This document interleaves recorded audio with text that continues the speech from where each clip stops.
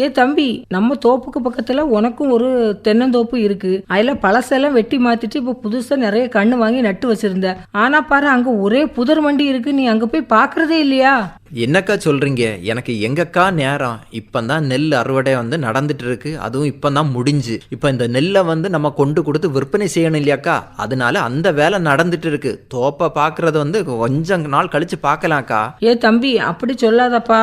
முதல்ல அதை வெட்டி திருத்தி அதை சரி பண்ணிக்கிட்டு அதுக்கப்புறம் பாரு, கண்டு பருவமாயி கொஞ்சம் ஓரளவுக்கு அது வளர்ந்து வந்துட்டு இருக்கு. இந்த சமயத்துல அந்த நிலத்தை அப்படியே சும்மா போடாதப்பா. அதுக்கு ஊடு பயிரா வாழையோ அல்லனா உளுந்தோ மத்த காய்கறி செடி ஏதாவது ஒண்ணு போடலாம்லப்பா. அக்கா, நானும் அப்படிதான் அக்கா நினைச்சேன். கிட்டத்தட்ட ஒரு 2 வருஷமாட்டு இப்படி நினைச்சு அந்த தோப்பு அப்படியே கிடக்காக்கா. தம்பி, இப்பதான் உனக்கு அறுவடையெல்லாம் முடிஞ்சு கொஞ்சம் ஃப்ரீயா இருக்க. இனி நீ ஆளை வச்சோ அல்லனா நீனும் கூட சேர்ந்தோ எப்படியாவது அந்த வேலையை பாரு முதல்ல. அக்கா, இந்த தென்னந்தோப்பை பொறுத்தவரை பார்க்கும்போது கிட்டத்தட்ட நட்டு 2 ஆண்டுகள் தானாக்கா ஆகுது. இப்ப இதுல எந்த மாதிரி பயிர் போடலாம்க்கா? ஏ தம்பி, இதுல கூட ஒரு 2 வருஷத்துக்கு கூட, அதாவது இந்த தென்னை மரம் நல்லா வளர்ந்து அது ஓலையெல்லாம் நல்லா விரிஞ்சி வரதுக்கு முன்னாடி அந்த தென்னந்தோப்புல நாம அதுக்கு ஊடு பயிரா வாழை சாகுபடி பண்ணலாம்ப்பா. என்னக்கா சொல்றீங்க? இப்பவும் வாழை சாகுபடி செய்யலாமாக்கா? கண்டிப்பா செய்யலாம் தம்பி. இன்னும் ஒரு 2 வருஷத்துக்கு கூட உனக்கு வாழை சாகுபடி செய்யலாம். அதுலயும் ஒரு வருமானம் கிடைக்கும். நீ தென்னைக்கு கொடுக்கக்கூடிய அந்த பயிர் பாதுகாப்பு, உனக்கு வாழைக்கு கொடுக்கக்கூடிய அந்த பயிர் பாதுகாப்பு தென்னைக்கும் கிடைக்கும்பா. அதனால ஒண்ணுக்கு ரெட்டிப்பு லாபம்ல இது. சரியக்கா, இதெல்லாம் உங்களுக்கு எப்படி அக்கா தெரியுது? நீங்க இந்த மாதிரி ஊடு பயிர் ஒன்னும் சாகுபடி செய்யல இல்லையாக்கா? உங்களுக்கு தெரிஞ்ச விவசாயிகள் யாராவது இருக்காங்களாக்கா? ஆமா தம்பி, எனக்கு தெரிஞ்ச ஒரு விவசாயி இருக்காருப்பா. அவரு தான் தென்னைக்கு ஊடு பயிரா வாழை போட்டிருக்காரு. அவரு இன்னைக்கு இரவு 7:30 மணிக்கு நமது குமரி பண்பலையில பேச போறாரு. அவரு யாரு அப்படின்னா, திருப்பதி சாரத்தை சேர்ந்த டி பாலசுப்ரமணியம் அப்படின்னு சொல்லக்கூடியவரு தென்னைக்கு ஊடு பயிரா வாழை போட்டு நல்ல லாபமும் பார்த்துட்டு இருக்காருப்பா. அதாவது நம்ம கன்று நட்ட பருவத்திலிருந்து ஒரு 2-3 வருடம் வரைக்கும் நாம ஊடு பயிர் பண்ணி அதுலயும் ஒரு லாபம் சம்பாதிக்கலாம் அப்படின்னு நிறைய விஷயங்கள் அவர் சொல்லியிருக்காரு. சரியக்காப்பாங்க, நான் கண்டிப்பா இந்த நிகழ்ச்சியை கேட்கிறேன்க்கா. கேட்டுட்டு எனக்கு அந்த தென்னந்தோப்புல நான் அந்த ஊடு பயிராட்டு இந்த வாழை சாகுபடி செய்யறேன் அக்கா. கண்டிப்பா செய் தம்பி. முதல்ல அதுல இருக்கக்கூடிய களைகளை எல்லாம் புடுங்கி அந்த தோப்பை நல்ல ஒரு பார்வை பாருப்பா. சரி அக்கா. வணக்கம். வணக்கம். என்னோட பேர் பாலசுப்ரமணியம். நீங்க முழு நேர விவசாயியா? உங்க தொழிலே பரம்பரையா விவசாயம் தானே? எப்படி? அப்பா எல்லாருமே விவசாயம் தான்.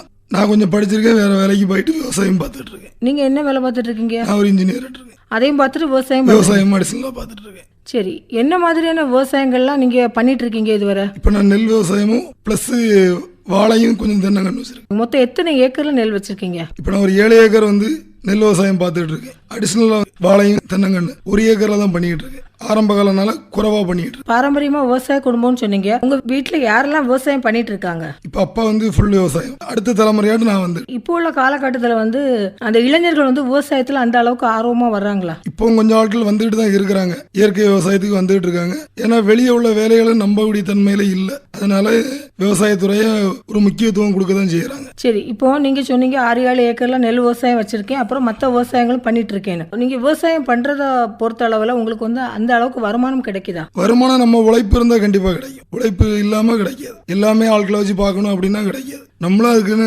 நேரத்தை ஒதுக்கணும். நம்மளும் இறங்கி ஒரு ஆளா வேலை பார்த்தா நமக்கு அதில் உள்ள சம்பளம் நமக்கு கண்டிப்பா கிடைக்கும். சரி, இப்போ உள்ள காலகட்டத்தில் விவசாயத்துக்கு அந்த ஆட்கள் பற்றாக்குறை இருக்குன்னு சொல்றாங்க. இப்போ உங்க இதை பொறுத்த அளவுல வேலைக்கு ஆட்கள் கிடைக்கிறாங்களா? எப்படி? இல்ல, வேலைக்கு ஆள் கிடைக்கிறது குறைவு தான். இப்போ எல்லாமே மிஷினரி ஆனதுனால நம்மளும் மிஷினரி கணக்கு பண்ணி மாறிக்கணும். பழைய காலங்களில் நெல் அறுவடைக்கு மிஷின் ஆள் அறுத்துட்டு இருந்தாங்க. இப்போ மிஷின் தான் இறக்க வேண்டியது இருக்கு. இப்போ நம்ம அது கணக்கு பண்ணி நம்மளும் மாறிக்கிட்டோம். அதை நேர்த்தியா நம்ம கொண்டு இருப்போம். அதாவது நீங்க சொல்ற மாதிரி புதிய தொழில்நுட்பம் வரத்தக்கன நம்மளுடைய விவசாய முறைகளை மாத்தினா நம்ம ஓரளவுக்கு நமக்கு லாபம் கிடைக்கும். கண்டிப்பா பண்ணலாம். அதை நம்மளும் அதுக்கு தகுந்தாற் போல நம்ம நடந்துக்கணும். நீங்க ஃபுல்லாவே இந்த மிஷினரிஸ் வச்சு தான் உங்களுடைய விவசாயத்தை பண்ணிட்டு இருக்கீங்களா? ஆமா, என்னோட வயல் நடவு மிஷின், வயல் உழவு டிராக்டர் தான், வயல் அறுவடை இயந்திரம். இப்போ நம்ம வாழைக்கும் தென்னைக்கும் களை எடுக்கிறது பிரஷ் கட்டர்ல தான் நம்ம எடுத்துட்டு இருக்கோம். அதுவும் இயந்திரம் ஆயாச்சு. ஆள் பற்றாக்குறை தான். ஏன்னா இந்த வேலைகளை நம்ம செய்யணும். அதுக்காக வேண்டி நான் தென்னைக்கு ஊடு பயிரா வாழை வச்சிருக்கேன், அதுவும் 1 ஏக்கர்ல வச்சிருக்கேன்னு சொன்னீங்க.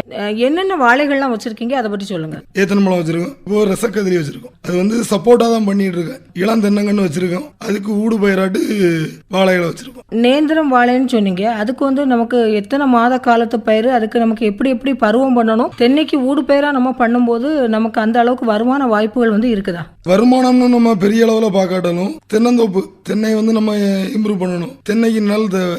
அப்போ நம்ம அந்த மீதி உள்ள லேண்டை ஃப்ரீயாக போடுறதுக்கு பதிலாக ஏதாவது ஒரு பயிர் பண்ணலாம். அதில் நமக்கு சப்போர்ட்டாக உள்ளது வாழை, அதனால வாழையை நம்ம தேர்வு பண்ணுறோம். இப்போ வாழையை நீங்க தேர்வு பண்ணும்போது தென்னைக்கும் வாழைக்கும் நீங்க வந்து எவ்வளவு இடைவெளி விட்டு நீங்க நட்டிருக்கீங்க? கரெக்டாக 1.8 மீட்டர் மேடம். எல்லாமே வாழையிலேருந்து தென்னையிலேருந்து எல்லாமே 2 மீட்டர் 1.8 மீட்டர், அதாவது 6 அடி கணக்கு. இதுதான் ஆவரேஜ் ஆகிக்கிறது. 1 ஏக்கர் வந்து நான் தென்னங்கண்ணுக்கு இடையில வந்து நான் வந்து வாழை வச்சிருக்கேன்னு சொன்னீங்க. எவ்வளவு வாழை நட்டிருக்கீங்க?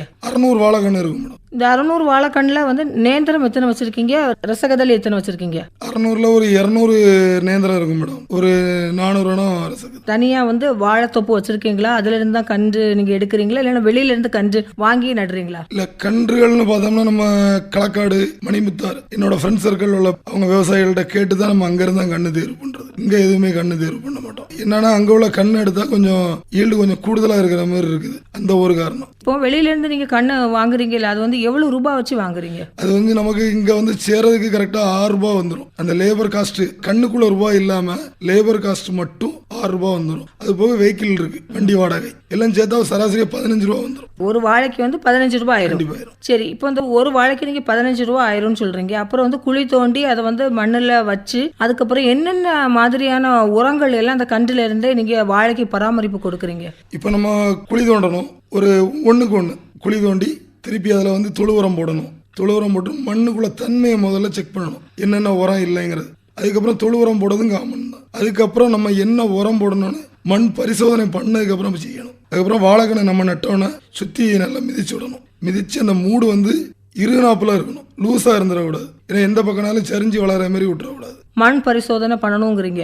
ஒவ்வொரு வாட்டியும் நீங்க வந்து இந்த மாதிரி நடும்போது நீங்க மண் பரிசோதனை பண்ணி தான் நீங்க அடுத்த செடிகள் மரங்கள் இதெல்லாம் நடுறீங்களா? இல்லை, நம்ம புது பயிர் ஏதாவது ஒன்று ரெடி பண்ணுறோன்னா, இப்போ உதாரணத்துக்கு நெல் பயிரில் நாங்கள் இந்த ஒரு சீசன் பயிர் ஏற்றிடுவோம். இப்போ அடுத்து கோடை சீசன் வரப்போகுது. கோடை சீசன் வந்ததுக்கப்புறம் திருப்பி மண் பரிசோதனை செய்யணும். அப்போ அந்த மண்ணில் ஏதாவது தாதுகள் குறையலாம் கூடலாம், அதுக்கு கணக்கு பண்ணி நம்ம உரங்களை மாற்றணும். வாழைகளுக்கு நம்ம ஒரு ட்ரிப்பு பண்ணணும் கண்டிப்பாட்டு.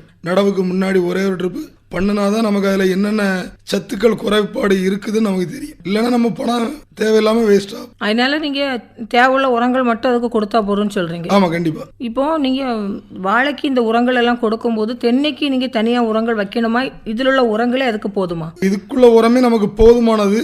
தென்னங்கன்னா நம்ம பராமரிப்பு நீங்கள் நல்லா பண்ணணும். இந்த வாழை வந்து நமக்கு டெம்பரரி தான், தென்னை தான் நமக்கு மெயின். அப்படிங்கிற பட்சத்தில் நம்ம தென்னையை ஃபுல் கவனமாட்டு நம்ம பார்த்துக்கணும். வாழையில் ஒரு கன்று நமக்கு வேஸ்ட்டாக போனாலும் பிரச்சனை இருக்காது. ஆனால் நமக்கு தென்னையில் ஒன்று ஃபெயிலியர் ஆகிட்டுனா நமக்கு லைஃப்பில் உள்ளதில் பாதிப்பு ஏற்படும். அதாவது தென்னை மெயின், தென்னைக்கு ஊடுபயிரா, அதாவது அந்த தென்னையை வந்து வளர்த்தெடுக்கிறது வரைக்கும் அந்த லேண்டை சும்மா போடக்கூடாது அப்படிங்கிறதுக்காக நீங்க வந்து வாழையை ஊடுபயிரா வச்சிருக்கீங்க. ஆமாம்.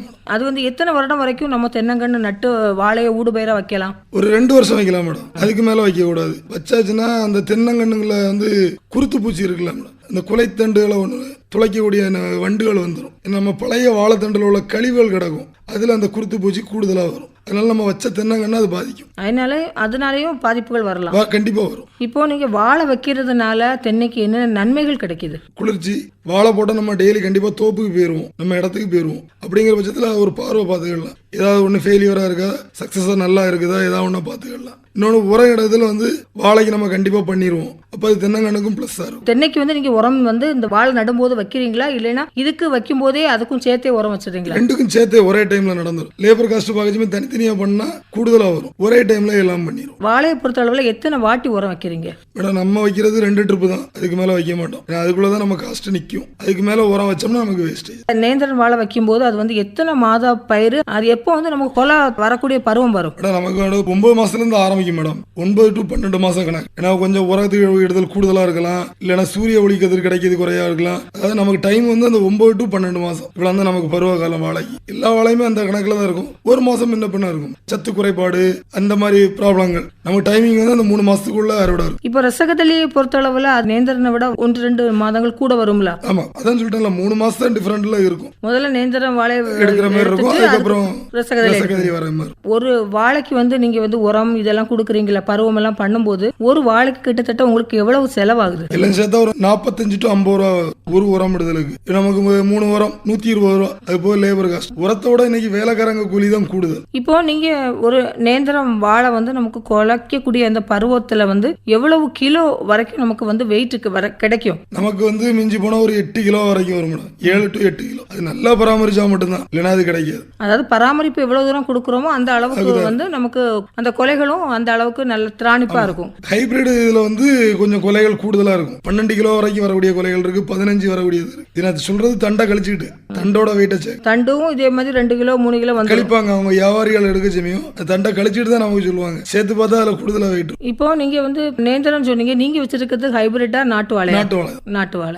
இப்போ இந்த ஹைபிரிட் வைக்கிறதுக்கும் நாட்டு வாழை வைக்கிறதுக்கும் ஏதாவது வித்தியாச முறைகள் இருக்கா? நமக்கு விலைக்கு கொடுக்கும் போது இந்த நாட்டு வாழைக்கு தான் அதிக டிமாண்ட் இருக்கா, இல்லைன்னா ஹைபிரிட்டும் மக்கள் வந்து விரும்பி வாங்குறாங்களா? போல மக்கள் அதெல்லாம் பார்க்க மாட்டேங்காங்க. பழம் நல்லா இருக்கணும், அந்த ஒரு ஷேப்பாட்டு இருந்தாதான், ஒரு பளபளப்புத்தன்மை இருந்தால் மட்டும்தான் வாங்குவாங்க. அது நாட்டு பழமா இதெல்லாம் அவங்களுக்கு தெரியாது. வியாபாரிங்களுக்கு அது கிளியரா தெரியும். என்ன பழம், இது இத்தனை நாள் ஸ்டாக் வைக்கலாங்கிறது அவங்களுக்கு தெரியும், மக்களுக்கு தெரியாது. ஆனா வந்து வைக்கக்கூடிய உங்களுக்கு தெரியும் தானே. அப்போ வந்து நாட்டு வாழைக்கும் ஹைபிரிட் வாழைக்கும் எப்படி நீங்க வித்தியாசம் கண்டுபிடிக்கிறீங்க? அது வந்து எப்படி சொல்றாங்க, அந்த பழம் இருக்குதுல்லமா, பழம் வந்து கடைசியா பார்த்தோம்னா ஹைபிரிட் இதுல வந்து தண்ணியாட்டு ஒழுக ஆரம்பிச்சிடும். நாட்டு வாழை அப்படி இதாகாது. அது அப்படியே ட்ரை ஃப்ரூட்ஸ் மாதிரி தான் வந்துட்டு இருக்கும். அது ட்ரை தான் ஆகுமே தவிர தண்ணி மாதிரி வராது. இந்த ஹைபிரிட்ல வந்து அப்படியே தண்ணி சொட்ட ஆரம்பிச்சிடும். கொலையில கடந்து அப்படி தெரிஞ்சிடும். அப்படி கண்டுபிடிச்சிடலாம். இப்போ நீங்க ரசகதளி வச்சிருக்கேன் அப்படின்னு சொன்னீங்க. இப்போ இந்த நேந்திரன் வாழைக்கு பராமரிப்பு கூடுதலா, ரசகதளிக்கு பராமரிப்பு கூடுதலா? இல்ல, ரெண்டு ஒரே அளவுக்கு தான் வரும். நேந்திரனுக்கு கொஞ்சம் உரங்கு சத்துக்கள் கூடுதலா தேவைப்படும். நம்ம இந்த தொழு உரம் போடுறோம்ல, தொழு உரம் கொஞ்சம் கூடுதலா தேவை. மற்றபடி பராமரிப்பு முறைகள் சேம் தான். இப்போ வந்து வாழைக்கு வந்து எந்த பருவத்துல நமக்கு வந்து நோய் தாக்குதல் ஏற்படும், அது எப்படி நம்ம பராமரிப்பு கொடுக்கலாம்? அதாவது நமக்கு அந்த குலைத்தலும் கூட பருவம் இருக்குல்ல, அந்த பருவங்கள்ல நோய் தாக்குதல் கூடுதலான இதுல இருக்கும். உன்னிப்பா கவனிக்கணும். அதுல ஏதாவது மாற்றங்கள் தெரிஞ்சுதுன்னா உடனே நம்ம பக்கத்தில் உள்ள விவசாய அலுவலர் இருக்காங்க, அவங்கள கூட்டு வந்து காணிச்சு அதுக்குள்ள மருந்துகளை நம்ம ரெடி பண்ணிடுவோம். இப்போ உங்க தோப்பை பொறுத்த அளவில் உங்களுக்கு வந்து இந்த மாதிரி பாதிப்புகள் ஏற்பட்டிருக்கா? அதுக்கு வந்து நீங்க என்ன மாதிரியான நிவர்த்தி பண்ணியிருக்கீங்க? இதுக்கு முன்னாடி ஒரே ஒரு ட்ரிப் ஆகிருந்து. அப்போ நம்ம விவசாய அலுவலர் ஒருவங்க உண்டு, சண்முகில் சார், அவங்கள கூட்டு வந்து காணிச்சு அவங்க மருந்துகள் எல்லாம் எழுதி தந்தாங்க. இதில் வாங்கி நம்ம ஸ்ப்ரே பண்ணோம். ஓரளவுக்கு கண்ட்ரோல் ஆச்சு, நஷ்டம் ஆகாம கண்ட்ரோல் ஆன மாதிரி. இப்போ நீங்க சொன்னீங்க தொழு உரம் அதிகம் போடணும், மற்றபடி வந்து இந்த சீம உரங்களும் கொஞ்சம் கொடுப்பீங்க அப்படின்னு சொன்னீங்க. கெமிக்கல் உரங்கள் நிறைய கொடுக்குறீங்களா, இல்லைன்னா அந்த கெமிக்கல் உரங்கள் வந்து குறைச்சி தான் கொடுக்குறீங்களா? எப்படி? கெமிக்கல் உரம் வந்து முடிஞ்ச அளவுக்கு குறைச்சி தான் கொடுக்குறோம். தொழு உரம் தான் நம்ம கூடுதலாக கொடுக்கறது. ஏன்னா மண் வளம் கெட்டு போகக்கூடாது. ஒன்று, இந்த ஒரு ட்ரிப்போட நம்ம பயிர் செய்துட்டு போகக்கூடியது கிடையாது, கண்டினியூஸாக செய்யணும். ஆனால் இந்த மாதிரி நோய் தாக்குதல் வர சமயம் கண்டிப்பான முறையில் கெமிக்கல் யூஸ் பண்ணி தான் ஆக வேண்டியதாக இருக்குது. அதாவது நிறைய விவசாயிகள் வந்து இந்த வாழை விவசாயம் பண்ணும்போது அவங்க வந்து என்ன பண்ணுறாங்கன்னா முழுக்க வேதி உரங்களே தான் கொடுக்குறாங்க. அப்படி கொடுத்தாதான் எங்களுக்கு வந்து அந்த அளவுக்கு விளைச்சல் கிடைக்குது, மற்றபடி இயற்கை உரங்கள் கொடுக்கும்போது அந்த விளைச்சல் இல்லை அப்படின்னு சொல்கிறாங்க. உங்கள் தோப்பை பொறுத்த அளவில் எப்படி? அது எப்படி சொல்கிறாங்கன்னா, முழு வாழை போடுவாங்கல்ல ஒரு வயலில் ஃபுல்லாமே, அவங்களுக்கு வந்து அந்த வெயிட்டேஜ் வந்து கிடைக்காது. நம்ம வந்து ஒரு தென்னைக்கு ஊடாதான் நம்ம பண்ணி நம்ம வெயிட் எல்லாம் நம்ம பெரிய லெவலில் பார்க்க மாட்டோம். அவங்களுக்கு வந்து அந்த வெயிட் கண்டிப்பா தேவைப்படும். வெயிட் தேவைச்சாலுமே அவங்க கெமிக்கல் தான் யூஸ் பண்ணுவாங்க. என்னதான் ஜானி வச்சாலும் அந்த கெமிக்கலுக்குள்ள தன்மையை அது காணிக்கதான் செய்யும். இப்பதான் புதுசா வந்து தென்னங்கண்ணு வச்சிருக்கேன் அப்படின்னு சொன்னீங்க. நாட்டு கண்ணு தான் வச்சிருக்கீங்களா, இல்லைன்னா அந்த ஹைபிரிட் ரகம் இப்போ ஒட்டு ரகங்கள்ல நிறைய தென்னங்கண்ணுல நிக்கி அதுதான் வச்சிருக்கீங்களா? இல்ல, நாட்டு ரகம் தான். இப்போ இது வந்து நமக்கு ஒரு வளர்ந்து நம்ம ஒரு காய்ப்பு பருவம் வரணும்னா நமக்கு எவ்வளவு காலங்கள் ஆகும்? தென்னங்கண்ணு எப்படி பார்த்தாலும் ஒரு 3-4 வருஷம் ஆயிரும். 4 வருஷம் கண்டிப்பா ஆயிரும். அது நல்லா பராமரிச்சா மட்டும்தான். இல்ல கூட 1 வருஷம் 5 வருஷம் காய்ப்பு பலம் நம்ம அனுபவிக்கலாம். நிறைய பேர் ஹைபிரிட் ரகங்கள் போடுறாங்க. நீங்க அது மாதிரி போடலையா, இல்லைன்னா வந்து நாட்டு ரகங்கள்ல நமக்கு நீடிச்சு நிற்கும் அப்படின்னு நினைச்சிட்டு நாட்டு ரகங்கள் மட்டும் தான் போட்டிருக்கீங்களா? இல்ல, நம்ம வந்து பண்றது நோய் தாக்குதல் வந்து கண்ட்ரோல் பண்ணும் நாட்டு ரகம். ரெண்டாவது கட்ட இதாட்டு இருந்ததுன்னா எங்க ஏரியால வந்து கிராமப்புறங்கள் திடீர்னு உள்ள ஒரு ஆள் போகும், பறிக்கிறதுக்கு வாய்ப்பு இருக்கு. அதுக்கப்புறம் எல்லா இடத்துலயுமே அதுல இடைஞ்சல் இருக்குது. ஒரு பிசினஸா பண்ணா கட்ட ரகம் ஓகே, டெம்பரவரி இந்த 2 வருஷம் பண்ணுவேன் அதுக்கப்புறம் அதெல்லாம் விட்டுருவேன் அப்படின்னு சொல்றதுக்கு கட்ட ரகம் ஓகே. ஏன்னா அதுவும் ரொம்ப காலம் நீடிக்காது. நம்ம நிரந்தரமா பண்ணணும் அப்படின்னு நினைச்சா நாட்டு ரகம் தான் பெஸ்ட். அப்ப நீங்க நாட்டு ரகங்கள் நாட்டு ரகம் தான் பண்ணிருக்கோம். இந்த ஒரு 5 வருஷம் கழிச்சு நீங்க ஓரளவுக்கு நம்ம பலனை எதிர்பார்க்கலாம்னு சொல்றீங்க. அதுல இருந்து எத்தனை வருடம் வரைக்கும் ஒரு நாட்டு ரகங்கள் வந்து நீடிச்சு நிற்கும்? நமக்கு அதுல இருந்து வேணா ஒரு 40 to 50 வருஷம். அவ்வளவு காலத்துக்கு நமக்கு பலன் தரும். நாட்டு ரகமா இருந்தால் நம்ம தென்னங்கன்னு ஒரு இடத்துல தேர்வு பண்ணுவோம், அவங்க வளர்த்து தருவாங்க. திருப்பி அது எத்தனை வருஷம் இருக்குன்னு நம்மளால சொல்ல முடியாது. இடையில புயல் இருக்கு, எல்லாத்துலயும் அது பாதிச்சு வரும். ஒரு ஆவரேஜா நம்ம 50 வருஷம் கணக்கு வச்சுக்கலாம். இப்போ நீங்க வந்து தென்னங்கன்றெல்லாம் எங்க தேர்வு பண்ணி உங்க தோப்புல வச்சிருக்கீங்க? இப்ப நம்ம நம்ம தேர்வு பண்ண இடம் ஈத்தாம்பளி, நமக்கு தெரிஞ்சவங்க அவங்கள்ட்ட தான் வாங்கினது. அங்கிருந்து கொண்டு வந்து வச்சிருக்கோம். எல்லாமே நல்ல சீல்டாக தான் இருந்து. 1-2 டேமேஜ் வரதான் செய்யும். குருத்து பூச்சிகள், இந்த வாழையில் உள்ள தாக்குதல் தான் அது. வாழையில் உள்ள தாக்குதல் வந்து தென்னை மரத்துக்கும் வரும், கண்டிப்பா வரும். அது நம்ம ஒழுங்கா முறையான பராமரிப்பு இல்லைன்னா கூடுதலான அட்டாக்கா இருக்கும். ஏதாவது ஒரு வாழையில இருந்திருக்கும், நம்ம அந்த தண்டை வெட்டி போடுறோம்ல, அதுல உள்ள கழிவுல இருந்தா இது வரும். அப்போ கூட அந்த பாதிப்புகள் ஏற்படுறதுக்கான வாய்ப்புகள் இருக்கு. 2 வருஷத்துல நம்ம தென்னங்கண்ணுக்கு வாழையை அந்த சீசன்ல இருந்து எடுத்துடணும். அதுக்கப்புறம் வைக்க முடியாது. வாழையை நீங்க 2 வருஷம் கழிச்சு எடுத்துடலாம்னு சொன்னீங்க. திரும்பி அந்த இடைவெளியே தான் இருக்கும். ஆனா கொஞ்சம் நிழல் வந்து கம்மியா தான் இருக்கும். ஏன்னா பெரிய இலைகள் எல்லாம் ஓலையெல்லாம் வந்ததுக்கு பிறகு நமக்கு வந்து வாழை வைக்க முடியாது. ஆனா இதையும் தாண்டி வேற காய்கறி அந்த மாதிரி செடிகள்லாம் வைக்கலாமா? உளுந்து போடலாமா? தென்னைக்கு ஊடால போடலாம். உளுந்து போடலாம். அதுல வந்து நமக்கு நன்மை செய்யும் பூச்சிகள் தான் கூடுதலா வரும். இன்னொன்னு உளுந்துல உள்ள நமக்கு வந்து நைட்ரஜன் நல்லா கிடைக்கும். அதுல உள்ள அந்த குலைகள், மக்கும் குலைகள்ல நைட்ரஜன் நமக்கு கூடுதலா கிடைக்கும். அது வந்து நம்ம எல்லாமே இயந்திரம் தான். ஆள் செலவு ரொம்ப கூடுதலா இருக்காது. வீட்டுக்கு தேவையான நம்ம எடுத்துக்கலாம். அந்த மாதிரி நீங்க பண்ணிருக்கீங்க? இல்ல, இதுவரைக்கும் பண்ணல. நீ அடுத்த செக்ஷன் அதான் வச்சிருக்கேன். அதாவது உளுந்து நம்ம போடும்போது நிறைய விவசாயிகள் என்ன சொல்றாங்கன்னா, இன்னைக்குள்ள காலகட்டத்தில் வந்து பறிக்கிறதுக்கு ஆளு கிடையாது. அதனால அதுக்கும் வந்து கட்ட ரகங்கள் வந்து இப்போ நமக்கு வேளாண் அறிவியல் நிலையத்தில் எல்லாம் கிடைக்குது. அந்த ரகங்கள் கூட நம்ம போட்டோம்னா அது பறிக்கிறது கூட நமக்கு ஆளு தேவைப்படாது அப்படின்னு சொல்றாங்க. அது ஒரே நேரத்தில் அறுவடை பண்ற மாதிரி இருக்குது, ஒரே நேரத்தில் மிஷின்ல அறுவடை பண்ற மாதிரி இருக்குது. இப்ப நம்ம வந்து வீட்டில் உள்ள ஆட்களே நாங்க பண்ணிடுவோம். நீங்களே பண்ணிடுவீங்க? நாங்களே பண்ணிடுவோம். இப்போ நீங்க சொன்னீங்க ஒரு 5 வருஷத்துக்குள்ளாடி நமக்கு வந்து தென்னையில வந்து நல்ல பலன் கிடைக்கும், அதுக்கு பிறகு ஊடு பயிர் வைக்க முடியாது, ஆனா உளுந்து போடலாம் அப்படின்னு சொல்லி சொன்னீங்க. ஏதாவது விவசாயிகள் இந்த மாதிரி உளுந்து வந்து நம்ம கன்னியாகுமரி மாவட்டத்தை பொறுத்த அளவுல தென்னைக்கு ஊடு பயிரா போட்டிருக்காங்களா? போட்டிருக்காங்க. நம்ம இப்ப எங்க ஊர்ல திருப்பதிசாரத்துல வந்து அக்ரிகல்ச்சர் ஃபார்ம் இருக்கு. அங்கதான் இதெல்லாம் நாங்க பார்த்து நம்ம செய்யறோம். டிபார்ட்மெண்ட்டுக்கு ஃபெயிலியரா இருக்கலாம், சக்சஸா இருக்கலாம். நமக்கு அதுல ஒரு அனுபவம் கிடைக்குது. அதை வச்சுதான் நாங்களும் பண்ணிட்டு இருக்கோம். இப்போ நீங்க நெல் விவசாயம் சொன்னீங்க. இப்போ இந்த சமயம் உங்களுக்கு அறுவடை எல்லாம் முடிஞ்சிருக்கும் தானே? முடிஞ்சிருக்கு. இப்போ இந்த சமயத்திலே நிறைய பேர் நெல், உளுந்து, பயறு இந்த மாதிரி எல்லாம் போடுவாங்க. அந்த காய போடக்கூடிய சமயத்துல நம்ம வந்து தண்ணீருக்கு அதிகம் தேவைப்படாது, அதனால உளுந்து பயரெல்லாம் போடுவாங்க. உங்க வயல்ல நீங்க போட்டிருக்கீங்களா? உளுந்து போட்டிருக்கோம். நாங்க ஒரு 4 வருஷத்துக்கு முன்னாடி போட்டோம். இப்ப ஏன் போடுறது கிடையாதுன்னா, நமக்கு வந்து ஃபர்ஸ்ட் சீசன் வந்து லேட் ஆகுது, டேம்ல தண்ணி திறக்கிறது லேட் ஆகுது. இதை வச்சு 2வது சீசன் லேட் ஆகுதுன்னா அவ்வளவுமே வந்து குருத்து பூச்சி நோய் தாக்குதல் கூடுதலா இருக்கு. அதனால அந்த உளுந்து போட்டு நம்ம பயிரை அறுவடை பண்ணாம அதை அழிக்கணுங்கிறதுனால அதை போடுறது இப்ப கிடையாது. இப்ப அதுக்கு போல சக்க பூண்டு தனப்பு போட்டுரும், குலை வித்துகள், குலை உரம் போட்டு அந்த நிலத்தை சமன்படுத்துவீங்க. அது நம்ம எப்பனாலும் அழிச்சிக்கலாம். அதனால முதல்ல அதை பண்ணி அப்படிதான் போட்டுருக்கீங்க. அப்படிதான் பண்ணிட்டு. தென்னைக்கு ஊடு பயிராட்டு வாழைக்கு பிறகு நீங்க வந்து உளுந்து போடலாம் ஐடியால இருக்கு. உளுந்து போடும் போது உங்களுக்கு வந்து ஒரு மழை சீசனா இருந்தா அது அழிஞ்சு போனாலும் நமக்கு அது மண்ணுக்கு உரம் தான். நம்மளால அந்த உளுந்த பறிக்க முடியாட்டாலும் அது வேஸ்ட் ஆக போறது இல்ல, மண்ணுல தான் இருக்க போகுது. மண்ணுக்கு உரமா தான் மாற போகுது. வேற கெமிக்கல் உரம் கிடையாது.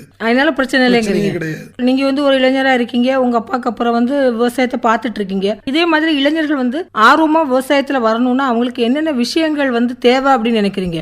இளைஞர்கள் வந்து அடுத்தது இதுக்குள்ள வரணும்னா இப்ப எல்லாருக்குமே வந்து வேலைகள் வந்து நண்பகத்தன்மை இல்லாத வேலைகளா தான் இருக்கு. அவங்க வந்து தற்சாப்பு பொருளாதாரத்துல வந்தா மட்டும்தான் இந்த விவசாயத்துக்குள்ள வருவாங்க. ஆனா அதிகப்படியான இளைஞர்கள் இப்ப லைன்ல வந்துட்டு இருக்காங்க. இப்ப சாதாரணப்பட்ட மக்கள் வர மாட்டுக்காங்க. கொஞ்சம் நல்ல சம்பளம் எல்லாம் வாங்கி ரிட்டர்ன் இங்க வந்துட்டு இருக்காங்க. அது ஒருவேளை ஸ்ட்ரெஸ்ஸா கூட இருக்கலாம். ஆமா, கண்டிப்பா. அதனால திருப்பி இங்க வந்துட்டு இருக்கிறேன். இப்ப நானும் ஒரு 12 வருஷம் ஆச்சு வேலை பார்த்துட்டு தான் இருக்கிறேன். இப்போ ஒரு 5 வருஷமா தான் இந்த விவசாயத்தை ஃபுல்லா பண்ணிட்டு இருக்கு. எனக்கு அங்க உள்ள ட்ரெஸ்னால நான் இதை பண்ணிட்டு. இதனால ஒரு 2-3 நன்மைகள் இருக்கு. காலைல கொஞ்சம் சீக்கிரம் எந்திக்கலாம், மெயினாட்டு நல்ல தூக்கம் வரும். 2 விஷயம் முக்கியமான விஷயம் இதான் கிடைக்கும். சரி, இப்போ நீங்க சொன்னீங்க இளைஞர்களும் இப்போ வந்து கொஞ்சம் ஓரளவுக்கு ஆர்வமா வராங்க அப்படின்னு சொல்லி சொன்னீங்க. இன்னும் இளைஞர்கள் வந்து ஆர்வமா இந்த விவசாயத்தை பண்ணணும்னா அவங்க எந்த விஷயத்த முன்னெடுக்கணும்? இன்னும் முன்னெடுக்க வேண்டியதுன்னு சொன்னா அவங்களுக்கு அமௌண்ட் வந்து இதுல விவசாய நஷ்டம்னு பரவலான ஒரு பேச்சுகள் வந்தாச்சு. அதுல லாபம்னு அவங்களுக்கு தெரியணும். தெரிஞ்சா மட்டும்தான் அவங்க வரணும். அது வரைக்கும் நமக்கு இடமும் வேணும். இன்னைக்குள்ள ரியல் எஸ்டேட் அதுக்கெல்லாம் கணக்கு பார்க்க வச்சுமையும் நாளைக்கு பயிர் பண்றதுக்கு நமக்கு ஒரு இடம் வேணும். அந்த இடம் இருந்தா மட்டும்தான் நம்ம வந்து விவசாயம் பண்ண முடியும். இளைஞர்கள் இருப்பாங்க, விவசாயம் இருக்கும், இடம் இருக்குமான்னு தெரியாது. இது ஒரு முக்கியமான ஒரு விஷயம். இப்ப எங்க ஏரியாலே ஒரு 80 ஏக்கர் வந்து வயல்வெளி தான் பிளாட்டா மாறி இருக்கு. அதனால இன்னும் உள்ள காலங்கள்ல வந்து வயல்களை நம்ம வந்து பாதுகாத்தா மட்டும்தான் யாருனாலும் விவசாயம் பண்ணதுக்கு முன் வருவாங்க. இல்லைன்னா இப்ப இளைஞர்கள் எங்க வர வாய்ப்பே இல்லை. நெல் விவசாயம் நான் பண்ணிட்டு இருக்கேன். தென்னைக்கு ஊடா வந்து நான் வாழை அந்த மாதிரி போட்டிருக்கேன்னு சொன்னீங்க. அதே மாதிரி தென்னைக்கு ஊடா நம்ம வந்து உளுந்து கூட போடலாம். அதுக்கு கூட வாய்ப்பு இருக்கு. பறிக்க முடிஞ்சா நமக்கு நல்லது. அப்படி பறிக்க முடியாட்டா கூட அது வந்து நம்ம மண்ணுக்கே உரமா போயிடும். அதனால எந்த நஷ்டமும் இல்லை அப்படின்னு சொன்னீங்க. நீங்க சொன்ன மாதிரி இளைஞர்கள் முன் வந்தாலும் அவங்களுக்கு இடம் கண்டிப்பா வேணும். அந்த இடம் இல்லாத பற்றாக்குறை இருக்கு. விவசாய நிலங்கள் வந்து வீடுகளா மாறிட்டு அந்த நிலையை கொஞ்சம் மாற்றி வந்தா நமக்கு வந்து விவசாயம் அழியாமல் காக்கலாம்னு சொன்னீங்க. உண்மையிலே உங்களுடைய அனுபவத்தை குமரி பண்பல் நிறைய பேர் கேட்டுட்டு இருப்பாங்க. கண்டிப்பா இனி உள்ள காலகட்டத்தில் வந்து விவசாய நிலங்கள் அழியாம இளைஞர்கள் வந்து கண்டிப்பா விவசாயம் பண்ண முன் வருவாங்க அப்படிங்கிற நம்பிக்கையோட இன்னைக்கு உங்ககிட்ட இருந்து விடைபெற்றுக் கொள்கிறோம். ரொம்ப நன்றி. நன்றி. இதுவரை தென்னைக்கு ஊடுபயிர் வாழை நேர்முகம் கேட்டீர்கள். பங்கேற்றவர் திருப்பதி சாரம் டி பாலசுப்ரமணியம் அவர்கள். உடன் உரையாடியவர் ரதி அருண்குமார்.